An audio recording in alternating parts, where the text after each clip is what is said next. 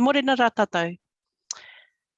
Hei, tū matatia, tū ramatia, te tua papa, te matatua o te aroa, ki runga ki raro, ki utakita e.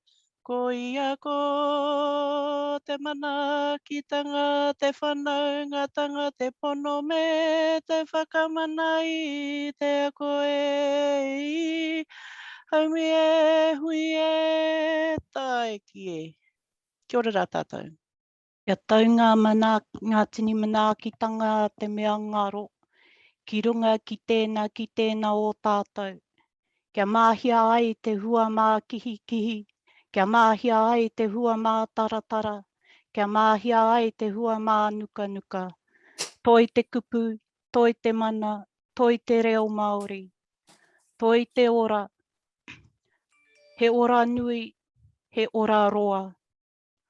Koia ka haka irihia, koia ka haka takotohia, koia ka haka wāteahia. Kia tūturu, kia haka maua, kia tīna, haumi e, hui e, tāiki e. Tēnā koutou katoa, he mihi nui kia koutou kua tai mai nei ki tēnei hui. Ko wai tēnei wahine, ko rua pehu te maunga, ko Wanganui, te awa, ko tūna tōku iwi no Wanganui a Hauhoki, ko Kelly tōku ingoa. I'd like to welcome you here. My name's Kelly Turner. I'm the team lead for the ITE workstream within the Teaching Council. And it's just fantastic to have you here today for our first partnership symposium. Just a few little housekeeping things for you to keep in mind. Firstly, if you could mute your microphones but keep your cameras on, that'd be great. So we're actually talking to faces and not blank screens. The session will be recorded, each session, not the breakout spaces though. The breakouts after each presentation will have a Google Doc, which you'll be able to record any questions and you'll be able to record your conversation as well. So we just ask that one person takes responsibility for that after each session. And at the end of the day, we'll be collating all of those and sending them out to you as notes so that you have a good record of the discussions that went on. Part of that, we also ask that you take note of the number of your breakout room, because that will be the number corresponding to your Google Doc that you'll need to locate as well. And the link for that will be in the chat for your breakout room. There will be a poll at the end of each session. It's just a very quick one question. And so we just ask that you wait to do that before you go off onto a break before the next session starts. So as you know, today is all about partnerships. The requirements, ITE requirements, says that programs need to be supported with and supported through authentic partnerships. And we chose this theme today because it is one of the stickiest requirements. And we found that in our panels, it's one that has the most conditions at panel. So we thought that would be a really good theme for us to explore together today. So I'm going to let you into a bit of a secret now. After panel, when we come back together as a team, we often talk about partnerships in terms of a committed relationship. You know, so where's that partnership at? And it'll often be, oh, well, they're kind of at the holding hands stage. And that's how, you know, we can all understand what phase partnerships are in. So I thought I'll just start today with 10 top tips for a healthy partnership. And this is from a marriage partnership top tips of advice, but I thought it was very, very good for us to share here today. So number one, spend time with each other. And I think that's really quite obvious. You can't be a partnership if you don't spend time together. And number two, learn to negotiate conflicts. And I think maybe that's something preempt, you know, how are we going to work through conflicts when they arise? Number three, show respect for each other at all times. Number four, learn about yourself first. And you'll hear later on, AUT will be presenting about how they learned about themselves first, which enabled them to build a partnership with another organisation. Number 5, explore your common interests. So where are your common values? Where's that base point for you and your partner? Number 6, be vulnerable, which is really important. Number 7, improve communication. Number 8, forgive each other. Number 9, look for the best in each other. And number 10, this is the only one that I don't know whether it's actually that relevant to ITE Partnerships, but Michelle Obama is a huge advocate of this piece of advice, and that is don't talk to your partner while they're on the toilet. So I don't think that's going to be an issue for anybody here, but you never know. So these are top tips for the day. I'm going to hand you over to Pauline now. Pauline is our DCE at the Teaching Council. So welcome, Pauline, and we look forward to hearing you. Kia ora, Kelly. Ngā mihi nui kia koutou, tēnā koutou, tēnā koutou, tēnā koutou katoa. Ko Pauline Barnes, tōku ingoa. I am just delighted that so many of you have been able to join us today. When we first started this work on shifting what initial teacher education would look like in the future, we envisaged that we would try and work really hard to create a real learning culture and a learning community. And I just salute the many of you that have been doing that for a really long time. We really enjoyed participating in the TEPANS online conference earlier this year, and it really inspired us to be able to host the opportunity for all of you to share the things that you're learning, to learn from each other, to discuss the things that are kind of where the rubber hits the road, which I think is what we're going to be doing today. I guess the other thing that I'd like to say is that I really strongly believe in the value of a profession, that when, particularly for teaching, teachers by their very nature and by their very purpose are shaping and changing the future, and really envisaging what the future could look like as we begin to prepare our children and students to be able to move into that future. And so how much more is that important when we prepare young teachers to be able to begin that journey for themselves? And we all have a really important role in that. And sometimes you might be in an ITE provider, sometimes you might be in an early childhood service or a school, you might be working in an agency, but actually all of those different parts of the system and those who work with us in research, they all have a real value and a strength to add. And in designing kind of how that needs to work for the future, that only happens through partnership. And so it's very exciting, I think, to be able to take our first symposium today and to talk about partnership. I just want to close by using one of the kind of bylines, if you like, that's important for our organisation, mata tu, tu mata ora, which means stand tall and shape the future. And that's what we're doing today. We're standing tall, we're acknowledging all your expertise, and we're really here to begin to shape the future. Nō reira, tēnā koutou katoa.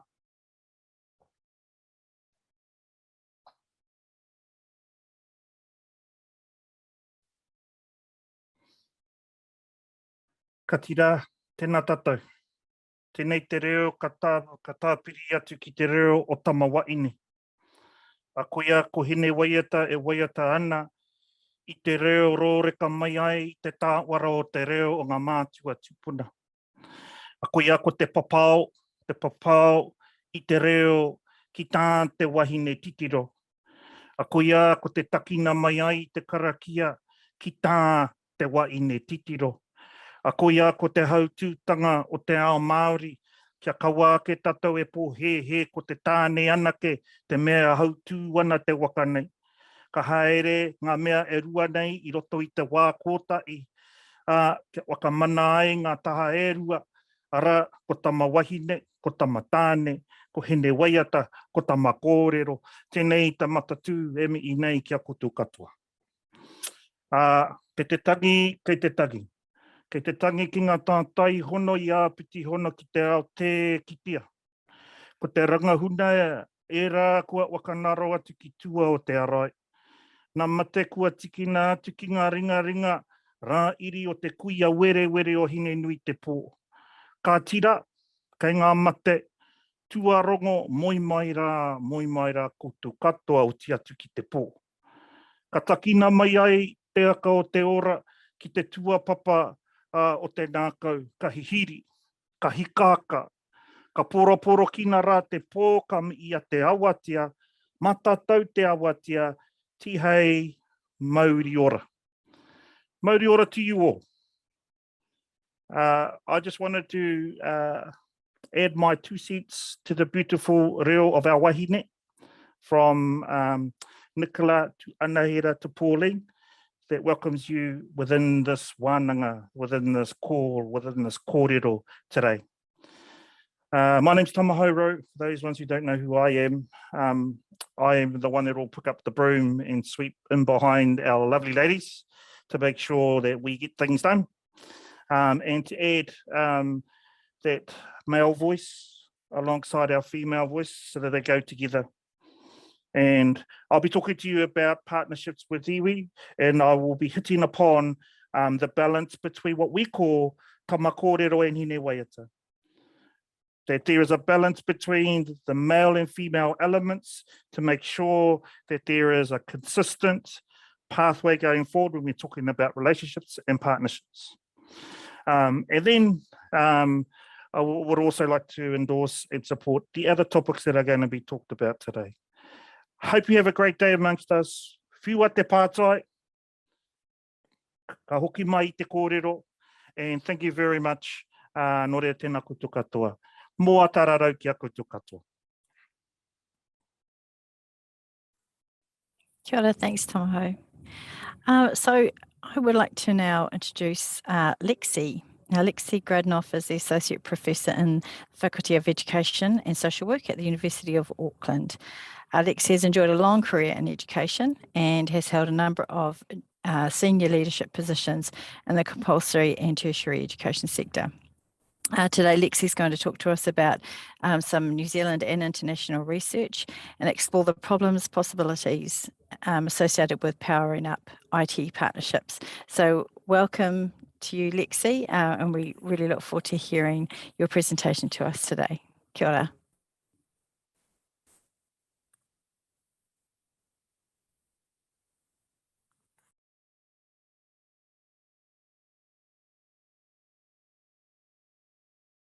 Sorry. Just said kia ora koutou, ngā mihi nui kia koutou. Just start off with an apology. I'm in Auckland, I'm in lockdown, can't get to the office. The builders have at last arrived. There's nailing and there's noise. I'm in the bedroom, which is and I feel very unpresenter-like. So starting off with an apology. But thank you very much for inviting me to start off what looks a very, very full and interesting day today. Can people hear me?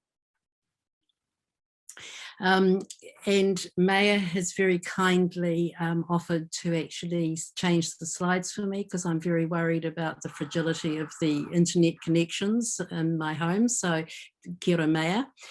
So just as Kelly said, powering up ITE partnerships, problems and possibilities. Next, thanks Maya. So the structure today is I'll just give a brief introduction or background to where I'm coming from, look at very briefly why the focus on partnerships, look at a framework that looks at conceptions of teacher learning which underpin different partnership models, and just take any burning questions or comments, but then for you to go into a breakout session, and I believe there's a chance at the end to take any questions. So where am I coming from? Well, I became interested as a researcher and as a teacher educator in partnerships about, well over 10 years ago. And there are lots of things that led me to that, but there were 3 main things I'll talk about. One was I was doing my doctoral research on the transition from student teacher, beginning teacher. And one of the surprising findings was the way we structured practicum actually was a hindrance to becoming a beginning teacher. And one of those aspects in terms of being a hinderer was that in practicum, the site for practice is the classroom, but as soon as someone becomes a beginning teacher, their site for practice and their site for relationships actually expands to the whole school. The second thing was the merger with the Auckland College of Education with the University of Auckland, and I was head of teacher education in both institutions. And in the new Faculty of Education, it really became obvious to me that that our previously strong relationships with centres and schools were weakening because there was a perception that we were prioritising research over practice. Also, that as new members of the university, we were really struggling because we were trying to carve out our space as teacher educators who were engaged in both research and practice. So to address those concerns, the third thing was the foreshadowing of the introduction of national standards in primary schools. So we knew that there was already concerns about being able to place our students in primary schools, and the whole thing around national standards was just going to cause even more difficulties as schools were going to grapple with that. So I started the Reframing Practicum project, and because I come from primary, I'll focus on that, although we also had secondary and early childhood iterations. We started working with 20 primary principals that we'd had strong partnerships with, and we took a tabula rasa approach to actually looking at how can we reconceptualize, how we can rethink, how can we reframe practicum so that we can do it differently, we can have different roles, relationships and responsibilities to better support pre-service teachers' professional learning and develop more robust, in our case, university school partnerships. So that the work over a year then led to us redeveloping the third year BEd teaching primary practicum, and we worked with 15 schools, placing groups of students, and I'm going to pick up some of the ideas a bit later. So that's where I'm coming from. I've always had a strong interest in both research and practice. So in terms of internationally in New Zealand, why the focus on partnership? Thanks, Maya. Next. Well, it's part of the international reform agenda that's looking at how to address, how to improve teacher quality in order to improve student outcomes. So, of course, initial teacher education is seen as a key tool in this, because if you improve teacher education, you improve teacher quality, and then magically you lift student outcomes. So partnerships are also seen as a way to address the problem of teacher education, which is seen as being overtly theoretical and not sufficiently connected to practice. So the partnerships are seen as a way to sort of right the balance between theory and practice by maximising practice-based learning opportunities, and this has been called the practice turn, which it places greater emphasis on the place of professional experience or practice in ITE programs. Thanks. Next. But you say, okay, ITE and schools have traditionally partnered around the practicum. Of course, we know that. But policymakers, many teacher educators, centres and schools are calling for something more than a traditional placement model, and that something more underpins teacher education reforms internationally and in Aotearoa. Next. So I've just extracted some statements from the Teaching Council's statements about approval requirements, requiring all programs to be developed with and supported through authentic partnerships. The key words there, authentic and partnerships. The yellow is the definition that the Teaching Council is giving to the word partnership. So relationships, mutual cooperation, responsibilities between individuals, but also organisations for the achievement of a special goal, which is the preparation of effective beginning teachers. I think interestingly, and thank you, Teaching Council, that the highlighted ACWA statement indicates that there is not a view that there's a one-size-fits-all approach to partnerships, because as we know, everything depends on context. And so the community, the programs have to take into account the communities, the context in which we operate in. However, there is the definition about partnerships, and again, this is very the idea about avoiding the theory and practice divide. Authenticity in partnerships occurs through arrangements and negotiations to ensure all partners have a shared understanding of their respective roles and responsibilities.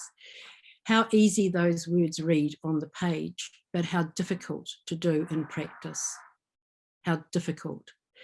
So we're going to take a look at the next. I'm not used to having someone doing it for me. So the focus on partnership challenges how we think about teacher learning, how we think about knowledge, and how we think about practice. Because different conceptions of teacher learning, teacher knowledge, and teacher practice drive the different ways learning to teach is constructed in teacher education, and the role partners play in teacher preparation. Next. So I'm going to offer a framework to consider how different conceptions of knowledge, practice, and teacher learning influence ITE partnerships, relationships, roles, and responsibilities. And I've adapted this from a TEFANS forum presentation I did earlier this year. I'm not aiming to give an exhaustive view of the literature on teacher learning. The aim is to provide a framework which can be used to consider what notions of teacher learning underpin different conceptions of partnerships and open up some ideas about problems and possibilities associated with different conceptions. So thanks. Next. So the three elements to the framework are knowledge for practice, thanks, knowledge in practice, and knowledge of practice. And I've adapted this from Lockwood-Smith and Lytle's 99 work, as I've cited below. Thank you. So first of all, knowledge for practice. In each of them, I'll give a short example and then look at the elements in each of the in the framework, and then look at some problems. And the last one, I'll come to possibilities as well. This one is knowledge for practice, is probably our traditional model of partnerships. This is the practicum model where providers fire out student teachers into schools and centres, and then fire out the visiting lecturers to visit and to assess the student teachers. Next. So knowledge for practice. What are the conceptions underpinning this knowledge for practice? Well, in this conception, the formal knowledge is generated by researchers or experts for teachers to use for teaching. So this means that teachers are viewed as knowledge users, not generators, and teaching is seen as a process of applying knowledge into practice, so the theory practice model. The emphasis is on the what, subject matter, pedagogy, etc., rather than how teachers learn. So in terms of program design, the focus is more on formal knowledge base of teaching, the idea that accruing knowledge, knowing more about things, leads to more effective practice. And in terms of the program design, it's the ITE, it's the tech provider that determines what knowledge is valued and assessed. So how does this influence partnership? Well, because the provider determines what knowledge is valued and assessed, it's mainly about consultation in terms of program development and functional relationships around practicum. The partnerships are geared to the provider's needs, and mostly that's about centres and schools providing sites for pre-service teachers to put into practice knowledge that is generated through the program. Next. So there are some problems. We can all see some problems with this knowledge for practice. Because TE, the provider, has the decisive voice. There are power differentials with hierarchical relationships, with the provider sitting on top. The role of centres in school is designated to provide sites for practice. The forms and types of knowledge providers and centres are often in collision. You know, you get this, this talk about, oh, they don't understand what we need, they don't understand what we want. The schools don't understand that the students need to actually talk about and be able to demonstrate theory. And the schools and centres say, well, the provider doesn't actually understand that what we're interested in is actually developing and seeing effective teaching in teachers. This approach leads to binary views of theory and practice, and it reinforces the theory and practice divide that is so much in the literature about the problems of ITE. And it's often reliant on individual relationships with this provider supervisor going out and seeing and visiting and assessing the student, and individual relationship between mentors and between the supervisors. Next. We're moving on to the second one now, the knowledge in practice. Thank you. Next. So this, there's some employment-based routes into teaching. And if you look at the teacher education scene in England, you can see numerous examples of employment-based routes into teaching. They're mainly in the compulsory sector, mainly secondary. We've got Schools Direct, we've got SCITS, School-Centred Initial Teacher Training, we've got Teacher First. But what they've got in common, most of it is one-year training, and they use that word, training, and it's delivered by experienced teachers, often in one school. The people who go through this approach, they do get a qualified teacher status, and they can also get a postgraduate certificate of education, which is validated by an HEI. So next, so in this approach, it's the mirror image of the previous approach. And this, the images of knowledge is that practical knowledge, craft knowledge is the most important, and that knowledge is embedded in the practice of good or expert teachers. And in terms of teaching, well, teacher expertise develops from experience. You know, the more experience you have, the better you get. And teaching is seen as practical competence in a craft. And in terms of images of teacher learning, teachers draw and reflect on previous experience and actions. So critical reflection, important here. And the idea about novice to expert, people have to go through stages. And so the important thing for pre-service teachers to do is to access knowledge that is often tacitly known by expert teachers. So the pre-service teachers have to extract this knowledge from what the expert teacher is doing and saying. So in terms of influence on program design, knowledge in practice, well, theory and practice is seen independent of each other. The most important thing is learning on the job. It's centred at school focus. PSTs learn from and access knowledge and replicate practice of experienced teachers. And again, the mirror image, partnerships are geared to centres and schools. Again, we've got consultation and functional relationships and some individual relationships. Next. So what are some problems? Well, again, we've got power differentials, but this time it's switched. We've got centres and schools as being the decisive voice, the learning on the job, the apprenticeship model, and really in today's complex world with all the demands about migration, immigration, special needs, diverse populations, multi-languages, etc. Can you really just learn on the job?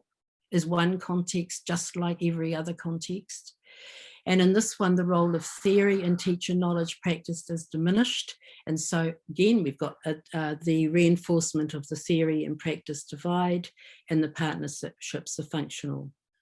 The third one, thank you, next, is knowledge of practice. Okay, Next. And I'm just going to talk a bit about the one program that developed from the contract with the Ministry of Education's competitive tendering process, which was looking for exemplary postgraduate programs, more practice focused, grounded in rich partnerships with schools to improve priority learner outcomes. Now, most of the universities can give examples of this. I'm going to draw on the University of Auckland one because I was key in developing this and implementing it. Now, the beauty about this, the absolute gift, additional funding. So next, so just a bit about the Master of Teaching Primary. We expanded the work that we did from the reframing practicum project. So again, the practice site was the whole school. So groups of students were allocated to a school. The school decided where the students would be placed. They could match the mentors with the students, which meant we had to provide far more information about the students, or the students had to provide far more information about themselves. One person from the school and one person from the faculty worked together to construct the practicum or the professional experience that met school needs and university requirements. And the extra funding we use both in terms of research, but also in terms of development. We put a lot of work in people developing mentoring, but we also paid schools to actually partially release what was called the adjunct lecturer to work with the person from the faculty. So again, difference was the funding. So if we just go next. So in terms knowledge of practice, so this is just like a different world to the previous two. So in this, the image of knowledge is that teachers generate knowledge. They're not just consumers, they're generators of knowledge through inquiring into their own practice and using the knowledge and theory produced by others. So it challenges the view of the two other kinds of knowledge for teaching, which is about formal and practical, and the idea that practice is more than practical, that practice is about theorizing practice. The image of teaching, of teachers and teaching, teachers are agentic, they take responsibility for their own professional learning and development. And the idea that because teaching is complex, teachers have to problematize into their own knowledge and practice. They just can't follow Nelly. They just can't follow the experts. They have to actually problematize and work out into their own knowledge and practice. So teacher learning, inquiring practitioners who engage in intentional inquiry about their practice and learning. Can see there's a lot of connections with the New Zealand curriculum in terms of teaching as inquiry here. Teachers work collaboratively to develop understandings and skills, and everyone is a learner. Against this novice to expert idea that everyone is a learner, but we're at different stages of learning, but everyone is a learner. So in the knowledge of practice model and the influence on program design, centres and schools are involved in program course practicum design and development from the beginning. Teachers are viewed as inquiring practitioners, so emphasis is on problematizing knowledge and practice. And also a focus on engaging research, maybe action research, maybe inquiry, aimed at understanding, articulating, and changing practice to enhance students' outcomes.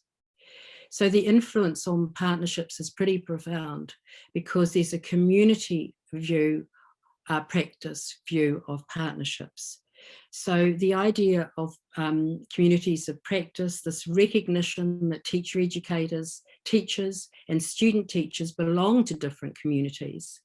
And the aim is to bring these different communities together to establish shared goals and processes to enhance student-teacher professional learning. So with this view, partners work collaboratively, provide conditions for PSTs to inquire into their practice to enhance their learning and development as teachers. Next.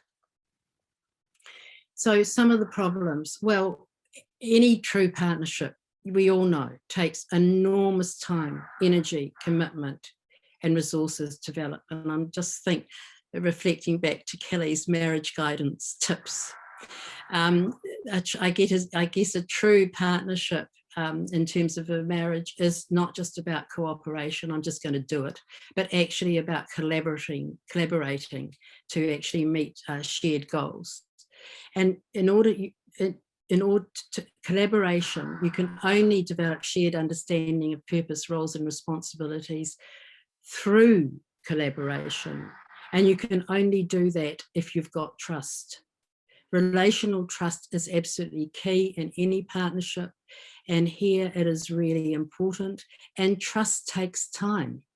It takes enormous amounts of time, which also suggests that there has to be some kind of stability in the partnership. You can't just have different people coming in and out, or you can't rely on individual relationships, because we know the world changed, the world is fragile, people move on, people retire, etc. So, and you need trust, because like any partnership, there are going to be problems. There are going to be heaps of problems. So to actually address those problems openly and wholeheartedly, you have to do it with trust, and you have to do it with goodwill, Kelly, just to go back to one of your ideas. So next. While there are problems, there are also, I think there are huge possibilities for powering up ITE partnerships if you take a knowledge of practice approach. Because the power relations are more balanced, they're collaborative, they're not hierarchical. You've got institutional as well as individual relationships, and partnerships need to be self-sustaining. And if you rely on individual relationships only, they're not. They're reliant on the individual. So the institution to institution relationship is absolutely critical. Collaboration rather than cooperation. Collaboration really is digging deeply into revealing assumptions, because unless you reveal assumptions, you can't actually build shared understandings of the purpose and roles and responsibilities. And it blurs the boundary between providers and centres and schools, and has the ability to, I think, to develop authentic partnerships. There's a lot of writing at the moment about third space, which is this idea about it's not your space, it's not my space, but together you bring together and develop a new space to actually meet your goal. And when, with the Master of Teaching example that I gave you, that's what we were doing with developing with the adjunct, with the person from the school and the person from the faculty actually working together to develop a professional experience that met both our needs. This idea of the third space, it was a new space, it wasn't ours or theirs. And instead of a practice, theory practice divide, we get the interlinking of the nexus, the interlinking of practice and with theory, and theory with practice. Next. So just to summarise, whose and what knowledge counts most is at the heart of the different conceptions of partnership. And how often do we actually really interrogate whose and what knowledge counts in our partnerships? Really, really look at who is actually driving, who's got the power to say whose and what knowledge counts most. So whose and what knowledge counts most is at the heart of the different conceptions of partnership. In terms of knowledge for practice, well, we've got the partnerships led by the teacher education institution or the provider, and it's based on consultative and functional relationships. Knowledge in practice, there's a switch, it's centre school led, and there's the relationships underpinning the partnership are consultative and functional. Knowledge of practice built on collaborative relationships which actually have the opportunity, but not automatically, the ability to build authentic partnerships. So just next. So I'm if there are any burning questions or comments, I can take them, but really there will be an opportunity later. And I think the most important thing we want, the Teaching Council wanted to do, was to give you an opportunity to actually korero and look at what your mahi is. So this is some guiding suggestions for the breakout groups. As you know, the approval requirements need to be developed with and supported through authentic partnerships. Now, we all know that everyone in ITE, schools, centres, unions, everyone involved, the Teaching Council, etc., everyone has to manage priorities and juggle multiple demands. And given that IT is resource restrained, unlike the Master of Teaching pilots, we're restrained in terms of people and in terms of dollars. And given that we're dealing with COVID-19, how can ITE partnerships be powered up to move from consultation to collaboration and be resilient to change? And how can you tell if a partnership is authentic? Next. Kia kaha, ngā mihi nui. I think you're now being put into, Kim's just shared, these questions will be shared again when you go into your breakout rooms.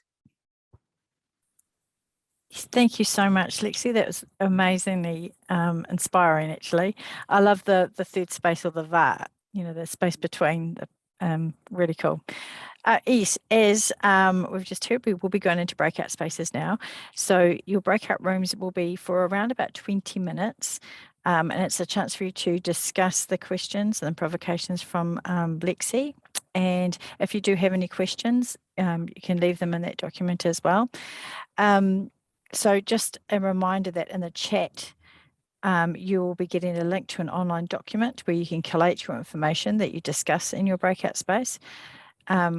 Once you are in your breakout rooms, just take a note of the number and you'll find the slide that corresponds to that will be your shared document to collate all that information on.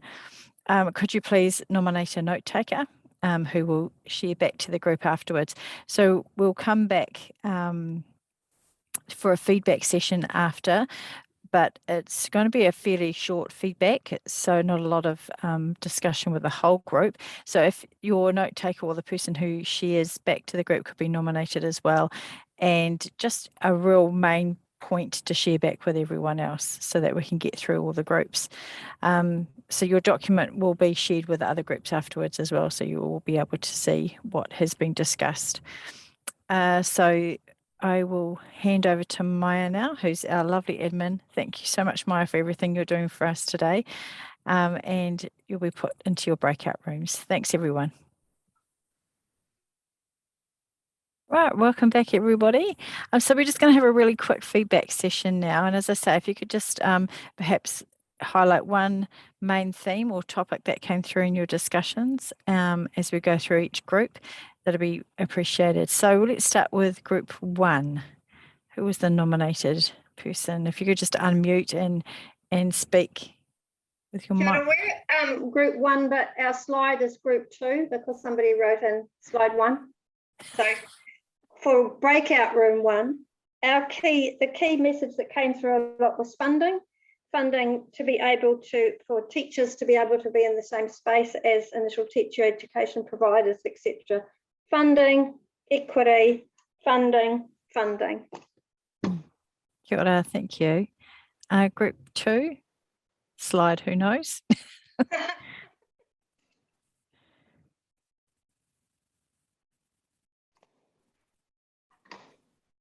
Kia ora whanau. I think that might have been our group, and that was me who wrote all over your slide. I'm very sorry. We had lift-off issues. Aroha mai whanau. But we had a wonderful, robust discussion. I'm speaking on behalf because we didn't get to that point. So if I make the wrong point, could somebody from the group step in, please? So we spoke about the idea of being asked to be participatory in processes. When you're asked to be involved in panels, that's a real sign that things are shifted and are shifting. It's not just you will comply, it's will you partner with us.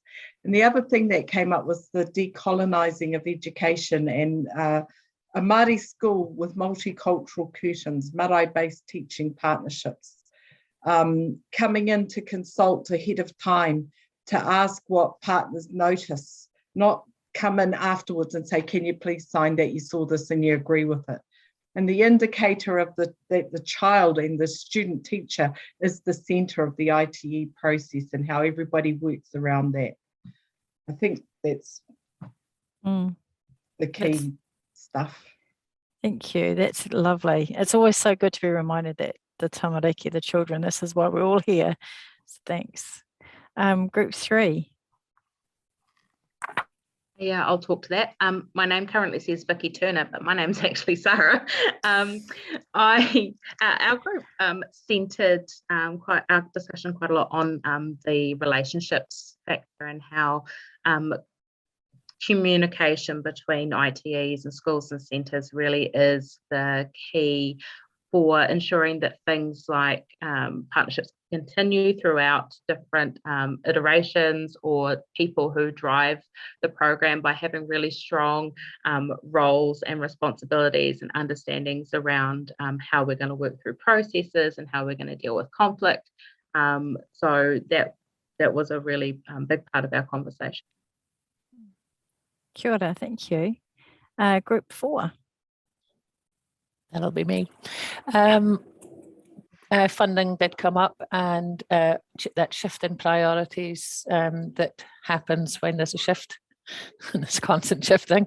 But I think one of the key things was about that as relationships change, as staff change, as schools and centres change, that it's being responsive to that and rekindling old relationships, growing the relationships you've got, and keeping on trying to keep those relationships alive through formal and informal means. So having just little check-ins, but also celebrating those strong relationships and looking after the strong ones so that they'll hold you up when things get difficult later on. So yeah. Kia ora, thanks, Linda. Group 5. Kia ora te whānau. Just something different that we talked a little bit about was the tension between local and national interests. And so here in the South, we have a real commitment to kaitautaka, te reo katahu meta e te reo Māori. And so when we have student teachers coming out of Otago trying to do right by mana whenua aspirations here, and then we have them in schools and early childhood centres with other student teachers from other providers who may not be based here, who aren't trying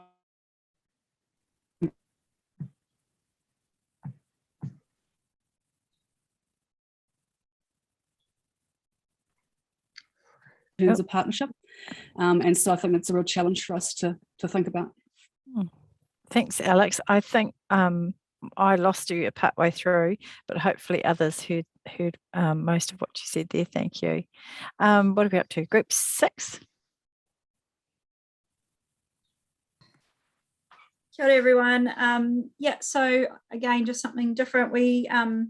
I'll highlight this idea of trying to keep the student teacher in the centre and giving them some I guess some ownership over the processes that they're going through. So I think if they're kept at the centre, then obviously they're the go-between between the provider and the school, and if they've got some agency over the inquiry processes that they're going through and those sorts of things, then perhaps they're that crucial link that brings the two partners together. Kia ora, thank you, Angela. Group 7.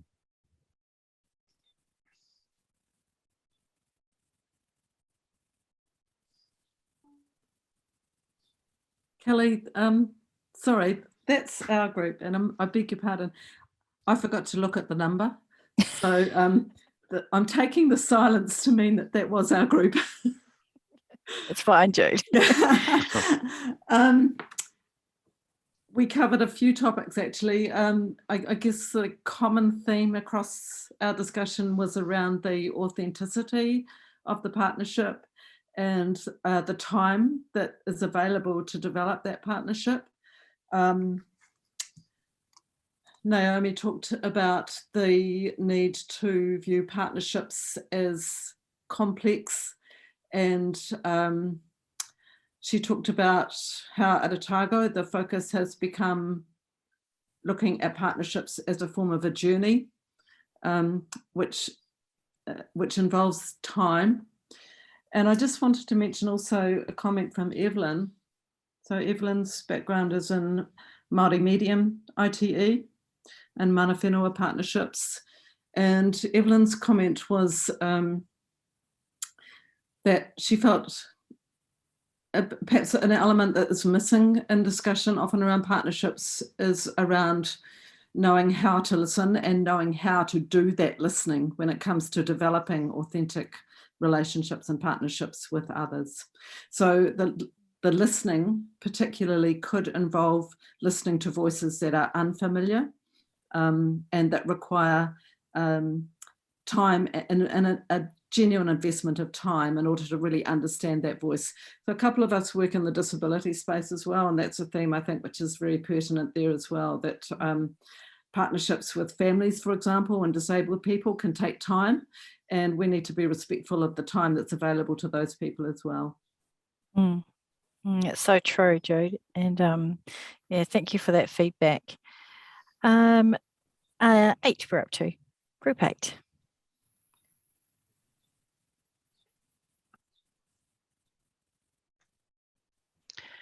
I think that my group is a little bit whakamā, and I did try to encourage some of them to come so that it wouldn't be just teaching council, but there were 3 themes sort of coming through.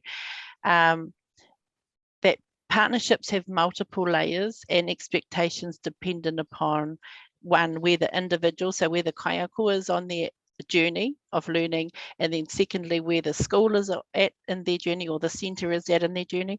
So unpacking a little bit, so one of the people said unpacking that so that people know in their journey where their focus is, because there are so many layers. What should I be focused on when I start out? What should I be focused on when I'm a leader in a school? Where are those areas and support to be able to do that? Sustainability again was something that remains a challenge. How do we maintain that? In Lexie's kōrero, she talked about the individual relationships, and so they're created, and we know the expectation is that the organisation or the institution will have that, but when we lose people or we've created something with someone, how do we maintain that relationship? It's ongoing. And we had one amongst us who is from field-based learning, and she encourages that we have to encourage authentic partnership. You have a person committed who doesn't have a teaching a load and who is committed and dedicated to building the relationships on behalf of the organisation, so that it's the house and the process of it, who's not to enable the kaiako to be able to build, or the school to be able to build and maintain those relationships. Kia ora. Kia ora, that was great. Thanks, Nick. And last but not least, group 9. Kia ora. I don't know how all these teaching council people ended up giving feedback. I promise I gave the group the option, but maybe we were a bit whakamā as well, Nick. Anyway, we had a really, really interesting conversation, and we did talk quite a bit about resource as well. I guess one of the things we really focused on is the huge amount of value that associate teachers, mentor teachers have to add in these spaces, and the value of being able to engage them in relationships, and particularly in recognising the huge contributions that they have, and the ongoing commitments that they make to initial teacher education as well. But really one of the things we talked about in that was how do we all find the time and facilitate the resources so that associate teachers and everyone else involved in the relationships actually have the time and resource to connect in the way that we need to. Yeah, so that was sort of what we talked about. Great, thanks, Poppy. That was really a rich conversation. I think it's interesting, nearly everyone had an element of we're on a journey, and that's certainly, you know, from the Teaching Council perspective, we don't ever expect that box just to be a tick box. Yes, we've got our partnership, and we're well aware that it is a journey and it's never going to be at an arrival point. It's going to be forever evolving and morphing, and as you know, changing. So thanks so much for all your feedback, and we will collate all that together, as I said, and so you'll be able to see everyone's discussions from their group. So I'm going to hand over to Bill, and just as before I do that, just so that you're aware, I haven't introduced the whole team, but I'm asking each of the team to introduce themselves as they speak for the first time. So you'll hopefully will be able to, by the end of the day, get a good picture of us at the Teaching Council and who we are, and some of the different things that we're up to as well. So thanks, Bill. Thanks, Kelly. Kia ora koutou, ko Bill Hubbard Takuingoa. I'm lead advisor on the Teacher Capability and Collaboration Team at the Council. Lexie, ngā mihi nui kia koutou, kia koe. What a terrific start to our symposium today. We know that your ideas are going to keep on reverberating throughout the whole day, and certainly those breakout sessions were really useful. Notes for myself, and what I think you've done is you've unpacked those dominant narratives about ITE partnerships, i.e. that they're really critical, it's complex, etc. And you've dug into those narratives and made them easier to navigate. Me of Graham Aitken a couple of years ago talking at the council was saying how these binary attitudes towards education are really, really damaging, and they've got to be moved past. Anyway, the challenge for the council now is to keep on delivering workshops that match that high quality, and we think we can do that. So after the 45 or 40-minute break, we're moving to a morning workshop which is going to be of considerable interest to all of us. From 11 to 11:10, Annika Taiki and Nicola Chase from the Council are going to be taking us through a quick update on progress in the Māori medium IT approval space using Te Whare o Rangatuera framework. So before we quickly add your poll in a second. And 3 at 11 o'clock, we look forward to seeing you back here soon. Kia ora.